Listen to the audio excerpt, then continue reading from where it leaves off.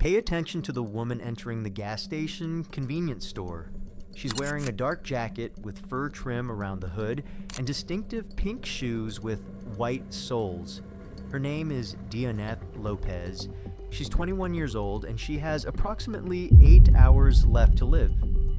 She moves through the aisles casually, picking up an item before heading to the register. She pays with a credit card and leaves. Nothing about her demeanor suggests distress. She appears calm, comfortable even. But watch what happens next. Instead of walking toward the main parking lot, she heads diagonally across the pavement toward a darker area, away from most of the cameras. There's a vehicle waiting there. A red Chevy Silverado with tinted windows, deliberately parked in the least visible spot in the lot. Dioneth walks to the passenger side and gets in. The truck doesn't move. Not yet. It stays parked in that dark corner for the next 7 hours. 2 people inside, waiting. At 11:43 p.m., the truck finally pulls forward toward the gas pumps. A man exits the driver's side. Hispanic, mid-20s to mid-30s, wearing a dark hoodie and tradesman jeans with a knife holster on the belt. He's carrying a bag, the same bag Dioneth purchased from the convenience store hours earlier. He walks to a trash can and throws it away. He gets back in the truck. The vehicle pulls out of the parking lot and disappears into the night, heading north toward the mountain logging roads. This is the last time Dioneth Lopez is seen alive. 3 days later, Salal Berry pickers working deep in the Olympic National Forest come across something in the underbrush.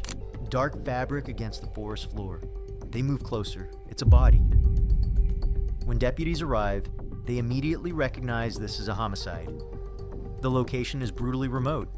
Miles of unpaved logging roads, no houses, no witnesses, just dense trees and complete isolation. Detective Mike Stepani and Detective John Waterhouse make their way up the mountain trail. What they find is one of the most savage crime scenes either has encountered in decades of law enforcement. A young woman lying face up on the forest floor, hood pulled over her head. When they remove it, the damage is immediately apparent. Massive, blunt force trauma to the skull. Deep defensive wounds on her forearms where she tried to protect herself, and her throat, slashed from ear to ear with such force, the cut reaches nearly to the spine. She's wearing a dark jacket with fur trim, pink Guest brand shoes with white soles, freshly painted fingernails, glitter still visible in her hair.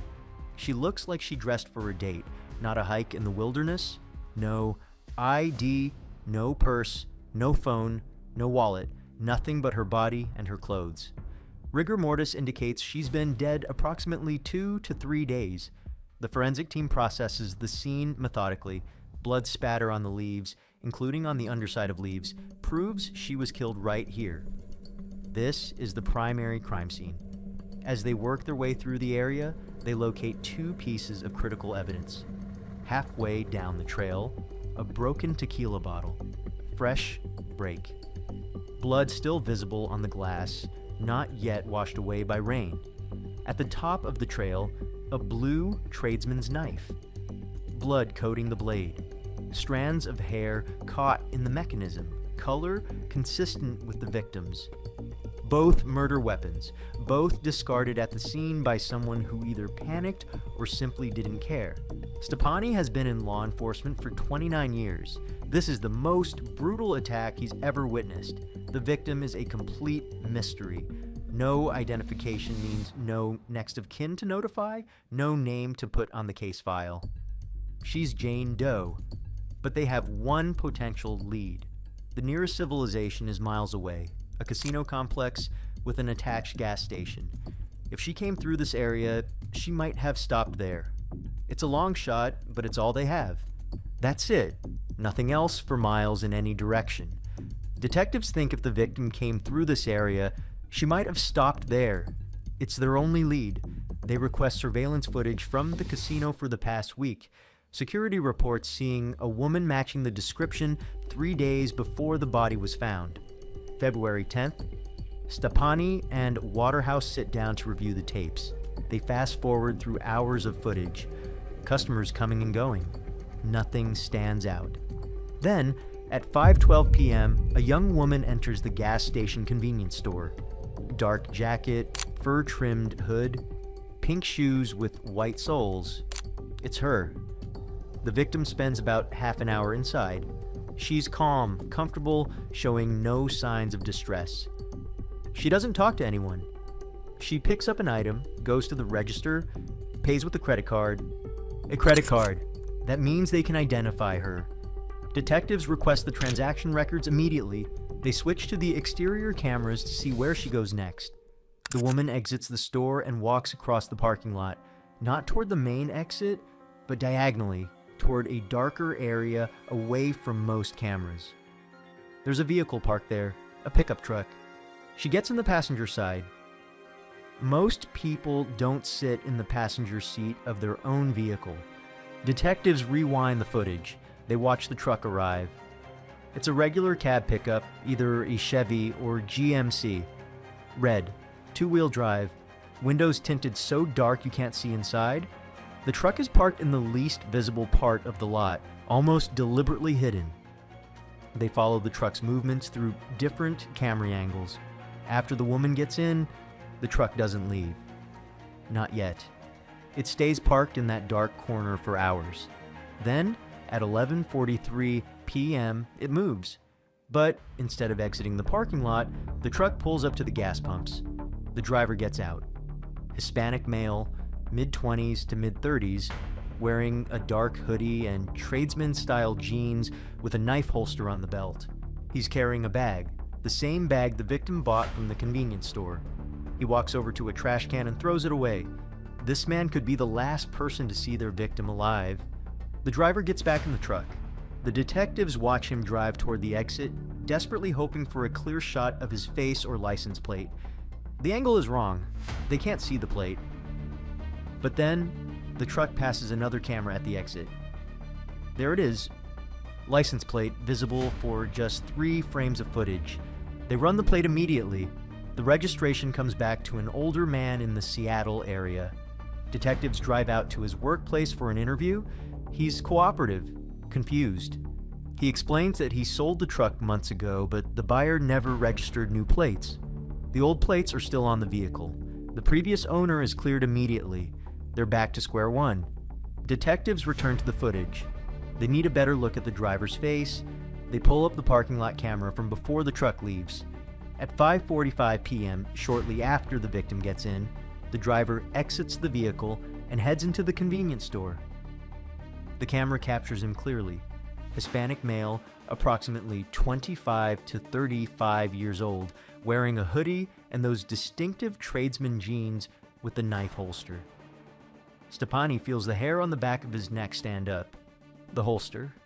The knife found at the scene, it matches. They watch the driver inside the store.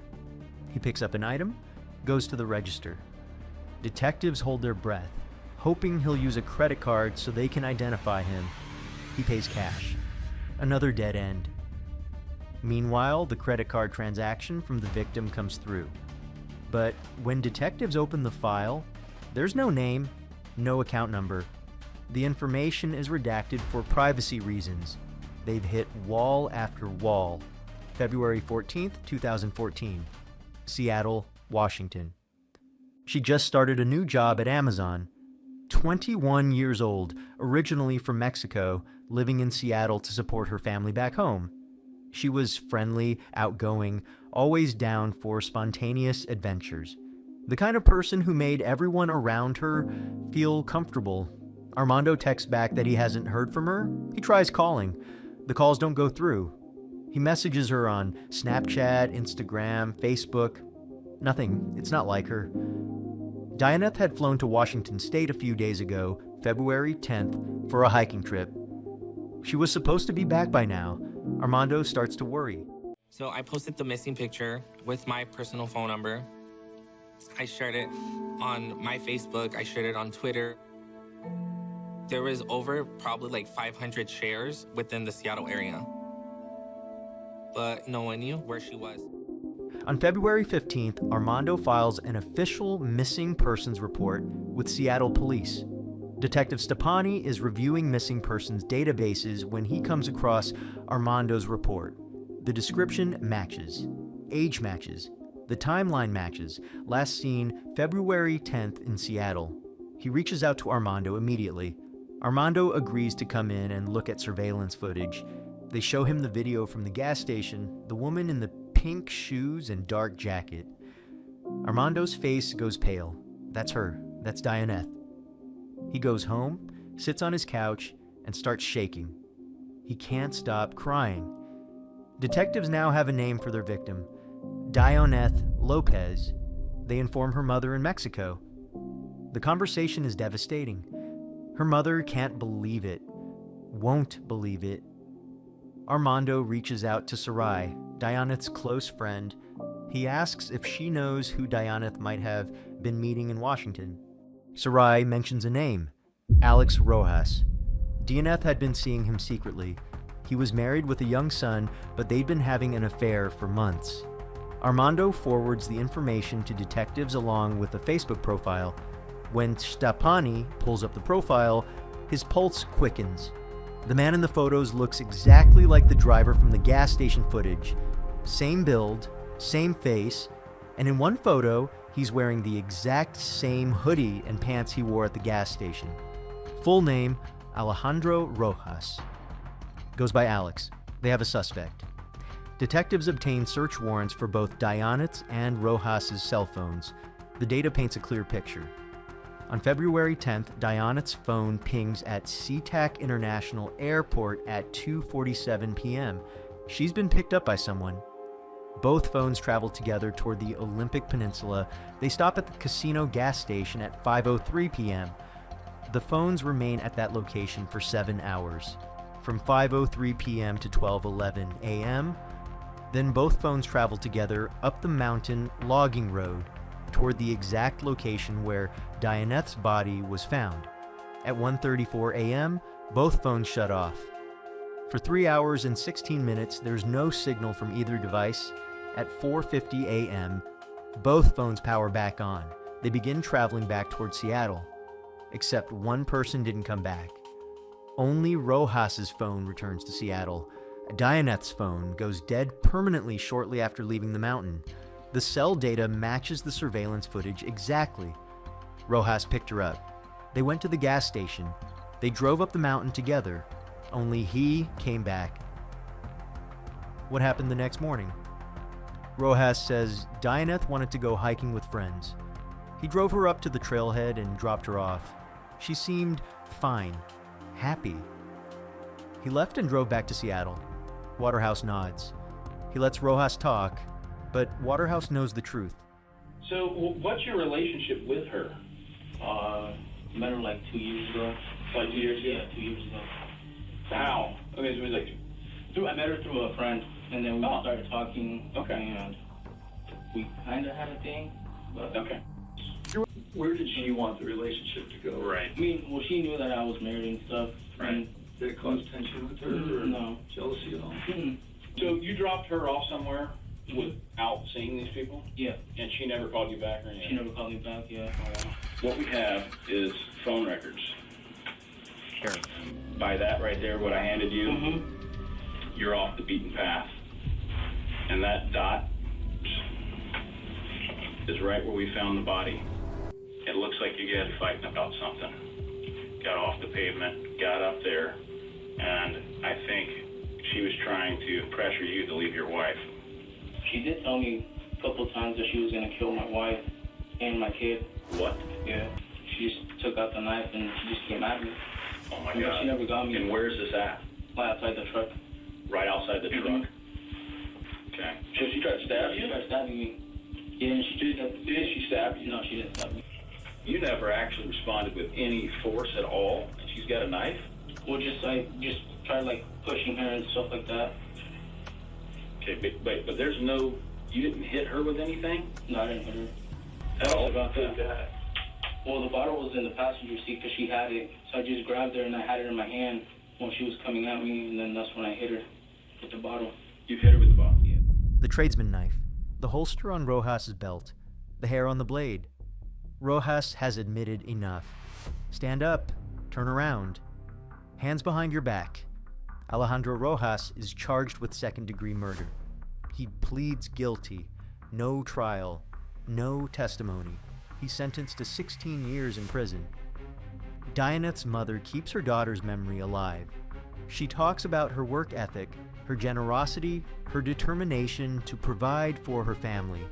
Dioneth Lopez was 21 years old. She had her whole life ahead of her, and Alejandro Rojas took that away in a moment of violence on a dark mountain trail. He'll be eligible for parole in 16 years.